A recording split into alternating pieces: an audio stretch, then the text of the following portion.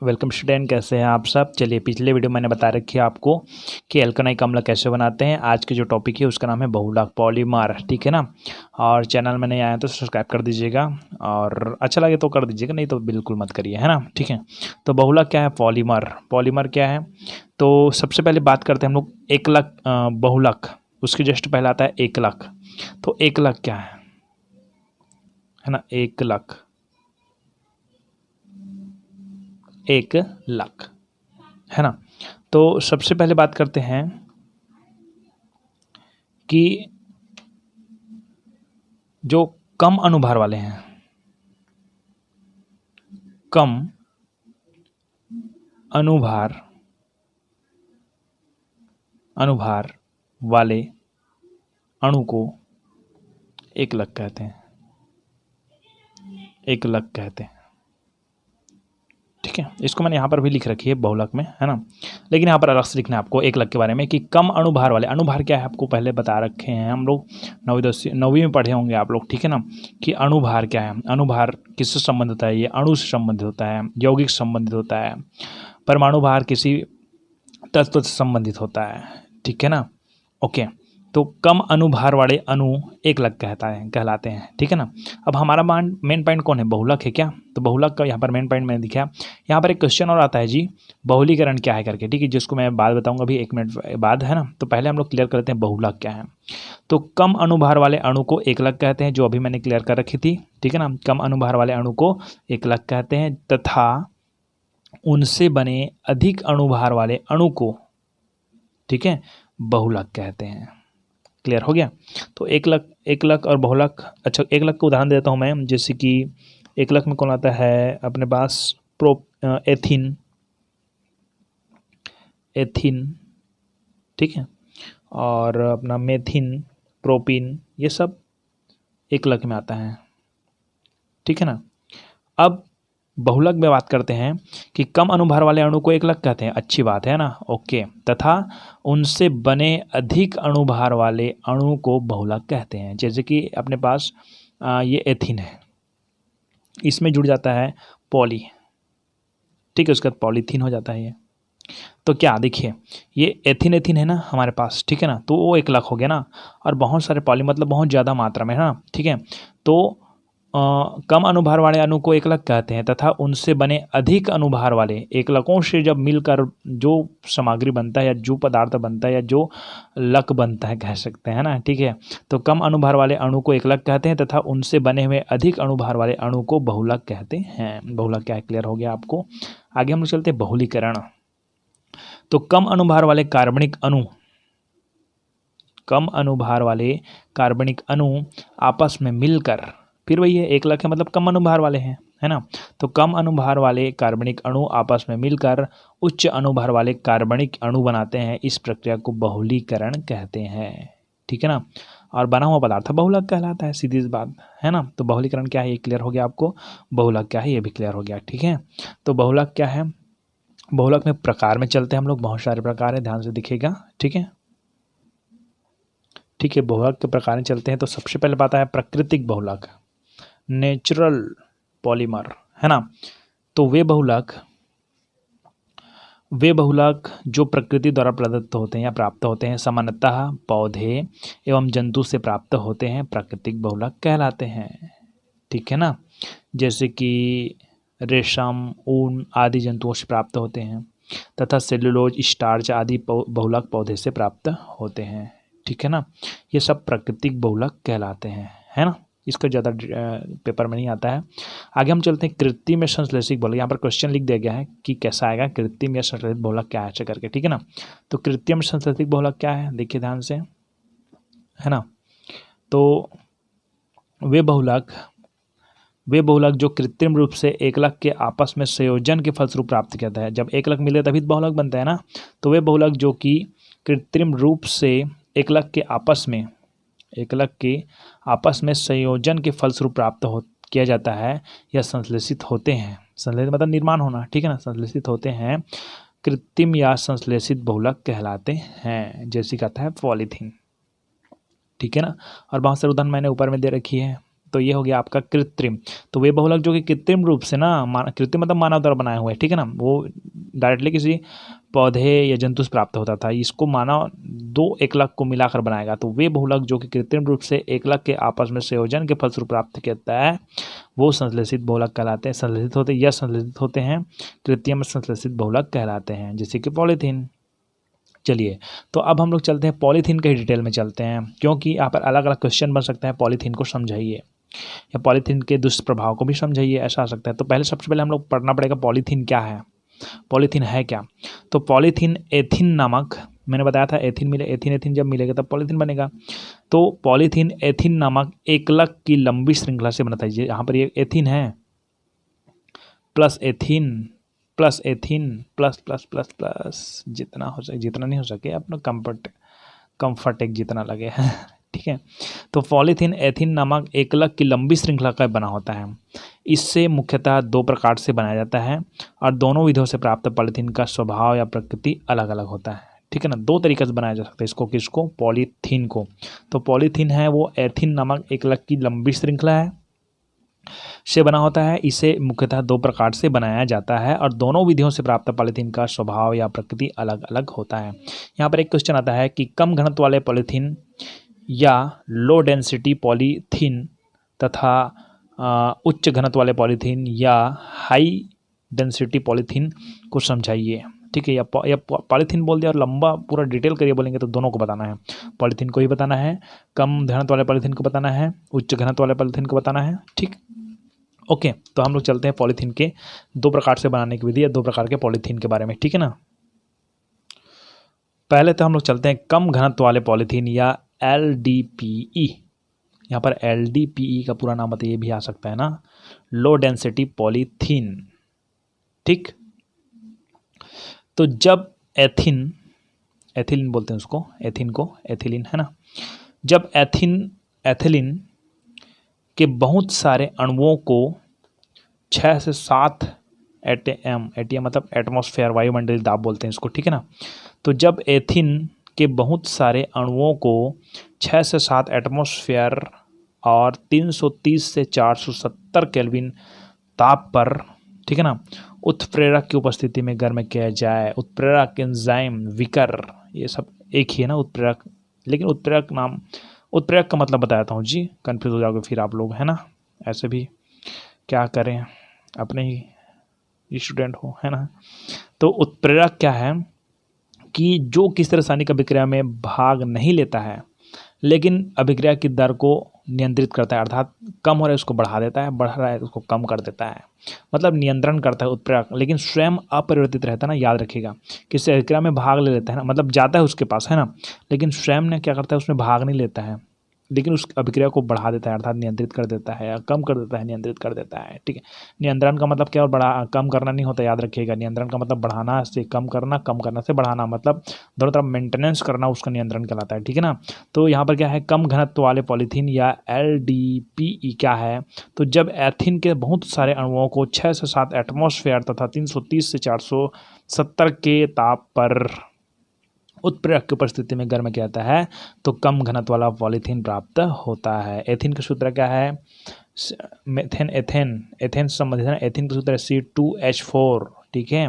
C2H4 है ethyne का सूत्र। ये डबल बॉन्ड लगता है यहाँ पर, याद रखिएगा ना, वही पढ़े होंगे आप लोग, ठीक है ना। तो ये अपने पास एथिन का सूत्र है। इसको हम लोग क्या करते हैं, 330 से 470 के और 6 से 7 एटमॉस्फेयर दाब पर उत्प्रेरक को उपस्थिति में गर्म करते हैं तो क्या होता है, ये डबल बॉन्ड टूट जाता है, यहाँ पर डबल बॉन्ड टूट जाता है, ठीक है ना। और इस तरह से CH यहाँ पर ये पूरा एक श्रृंखला है। आपको एक चीज़ समझ आ जानी चाहिए कि कार्बन को कितने बॉन्ड की जरूरत पड़ती है, 1 2 3 बॉन्ड, 1 2 3 बॉन्ड, ठीक है ना, 3 बॉन्ड। तो यहाँ पर ये जो लगा हुआ है ना, इसका मतलब ये है कि आगे बहुत ही लंबी श्रृंखला है। इसका मतलब ये है ना कि इसके आगे भी बहुत सारे क्या है, श्रृंखला है ना। और जब लास्ट श्रृंखला उसमें हाइड्रोजन जुड़ जाएगा ऐसे करके, ठीक है। तो मतलब कहा जाए इस कार्बन का चारों संयोजकता पूर्ण होना चाहिए, 1 2, एक संयोजकता कार्बन पूर्ण कर रहा है, दूसरा संयोजकता हाइड्रोजन कर रहा है, तीसरा संयोजकता हाइड्रोजन कर रहा है, चौथा संयोजकता कोई और करेगा, ठीक। मतलब इसका मतलब ये मत समझना कि यहाँ पर एक खत्म हो गया, नहीं। इसका मतलब ये है कि आगे बहुत सारे क्या है, श्रृंखला है। अगर यहाँ पर कोई शब्द लिखा होता है ना, या हाइड्रोजन जो भी है, तो श्रृंखला यही से खत्म हो जाती है, ठीक। तो इसका नाम है कम घनत्व वाले पॉलीथीन, ठीक है ना। देखिए इसका उपयोग देख लेते हैं, कम घनत्व वाले पॉलीथीन का उपयोग बताइए।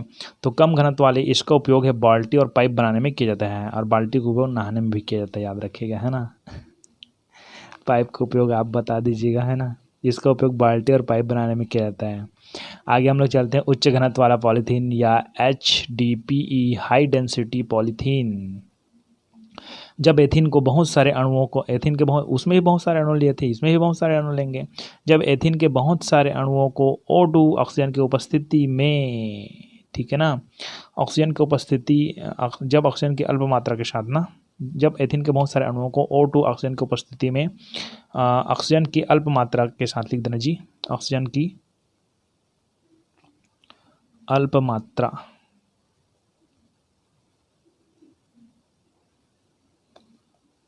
उपस्थिति को काट दीजिएगा, कि जब एथीन के बहुत सारे अणुओं को, ठीक है ना, ऑक्सीजन की अल्प मात्रा में 473 के पर के ताप पर तथा 1500 से 2000 एटमॉस्फेयर वायुमंडलीय दाब पर गर्म किया जाता है। देखिए वहाँ उसका जो ताप था वो 330 से 470 था, इसका ताप है 473 है, बहुत ये 470 ज़्यादा है ना। और वायुमंडलीय दाब कितना था, 6 से 7 एटमॉस्फेयर था ना, इसमें कितना है 1500 से 2000 वायुमंडलीय दाब, ठीक है। तो इस तरह से हमारे पास जो वायुमंडलीय दाब है वह बहुत ज़्यादा हो गया, ठीक है। तो अब ज़्यादा हो गया मतलब उच्च वाला बनेगा, ठीक है ना।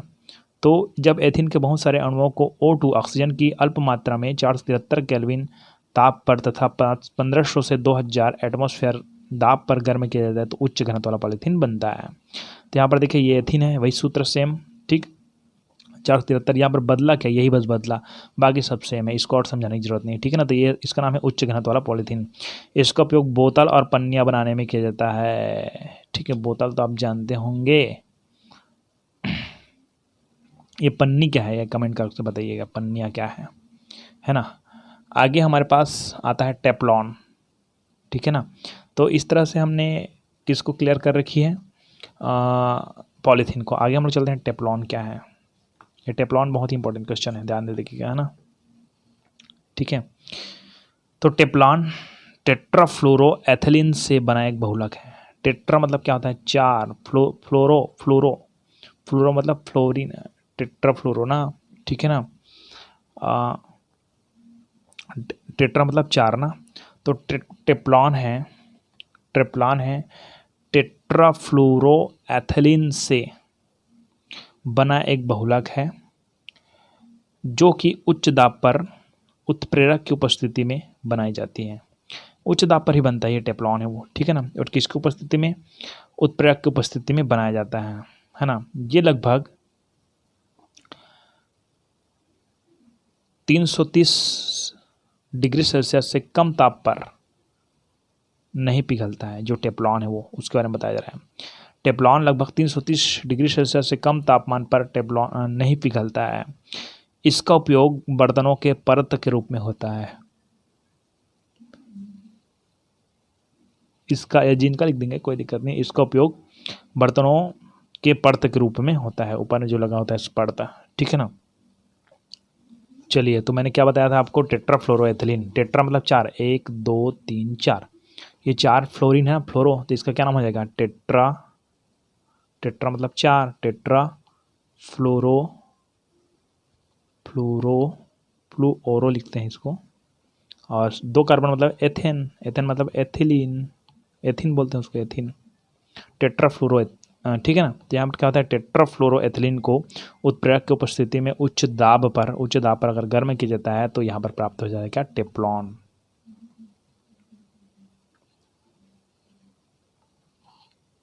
इसको टेफ्लॉन बोलते हैं, इसको टेफ्लॉन कहते हैं, पानी है टेफ्लॉन, ठीक है ना। टेफ्लॉन क्या है, क्लियर। तो इस तरह से टेफ्लॉन भी क्लियर हो गया आपको, है ना। कुछ क्वेश्चन देख लेते हैं थोड़ा से इम्पोर्टेंट में, कि एथेनॉल को सांद्र सल्फ्यूरिक अम्ल की उपस्थिति में गर्म किया जाता है। तो जस्ट पिछले वीडियो में मैंने बताया था आपको ना। तो एथेनॉल को सांद्र सल्फ्यूरिक अम्ल की उपस्थिति में 43 केल्विन ताप पर गर्म कहता है तो संयुक्त कार्बन के हाइड्रोजन तथा OH क्रियात्मक समूह जोड़कर जल बनाते हैं। ये क्वेश्चन देख लीजिए, है ना। ये क्वेश्चन भी आप लोग क्या करते हैं, स्क्रीनशॉट ले लीजिए। इसको ज़्यादा समझाऊंगा नहीं क्योंकि ये पुराने वीडियो का ये कहा जाए प्रश्न उत्तर है। यहाँ पर एक क्वेश्चन है, देख लीजिएगा। फार्मिक अम्ल से मैग्नीशियम फॉर्मेट कैसे बनाएंगे, संतुलित रासायनिक समीकरण द्वारा रासायनिक अभिक्रिया को प्रदर्शित करें। ये फार्मिक अम्ल है HCOOH, ठीक है ना। ये मैग्नीशियम हाइड्रोक्साइड, ठीक है ना, MgOH, है ना। तो ये प्लस आयन है, ये माइनस आयन है, प्लस आयन है, ये माइनस आयन है। इसमें से प्लस आयन कौन है, ये प्लस आयन है, और इधर COOH वाला ये इधर का है पूरा माइनस आयन है। तो इसका जो Mg प्लस आयन है वो इसके साथ जुड़ेगा HCOO के साथ, तो ये बनेगा HCOO2 Mg, क्योंकि यहाँ पर 2 इसलिए लगा है क्योंकि इसका संयुक्ता मैग्नीशियम का 2 होता है, इसका क्या होता है 1 होता है, तो 2 जाने की जरूरत पड़ेगी ना, ठीक। प्लस यहाँ पर जो OH है ना, और यहाँ पर एक हाइड्रोजन है, दो हाइड्रोजन हो गया और एक ऑक्सीजन हो गया, तो क्या बना दिया, जल बना दिया। अब इसको अणु को संतुलित करने के लिए यहाँ पर 2 अणु बनता है, इस तरह से आप लोग कंप्लीट कर लीजिएगा। चलिए आगे हमारा हेड पॉइंट में फिर आता है पॉलीविनाइल क्लोराइड क्या है। ये बहुत इंपॉर्टेंट क्वेश्चन है। PVC क्या है, ऐसे क्वेश्चन आता है, ठीक है ना। PVC क्या है ना।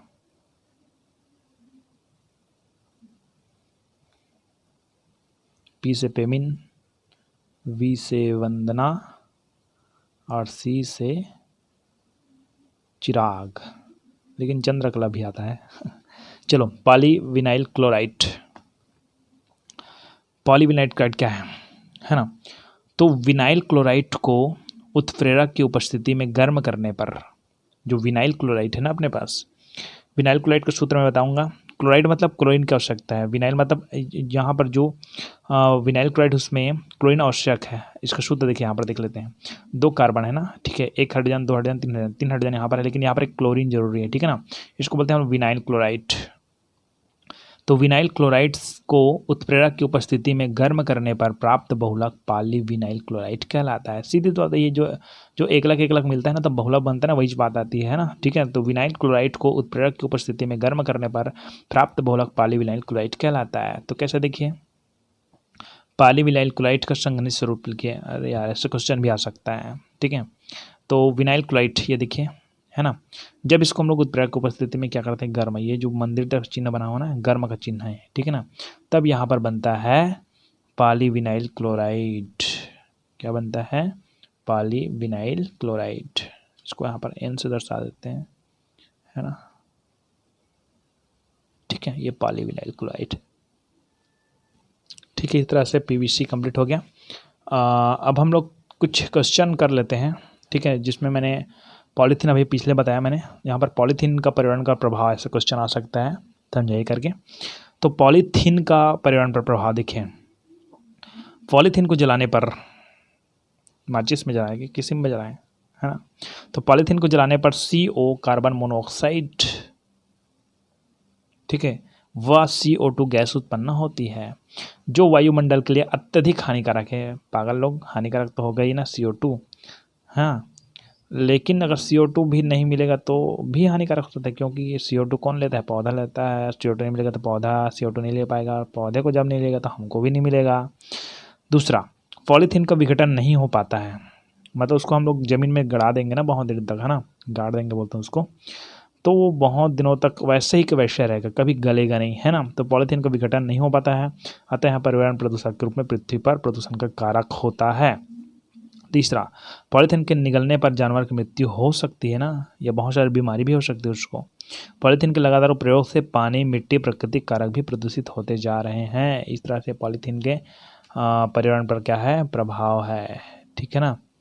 और बहुत सारे प्रभाव हैं जो आप लिख सकते हैं कहीं से ढूंढ के, है ना, ठीक है। इस तरह से आपका जो हाइड्रोकार्बन की उत्पन्न है वहाँ कंप्लीट हो गया। और इसमें जो प्रश्न उत्तर वगैरह जो आपको होगा, इसमें से कोई दिक्कत होगी तो बेझिझक आप मैसेज कॉल कर सकते हैं, कॉल मत करिएगा, मैसेज कर दीजिएगा, ठीक है। तो इस तरह से ये कंप्लीट हो गई।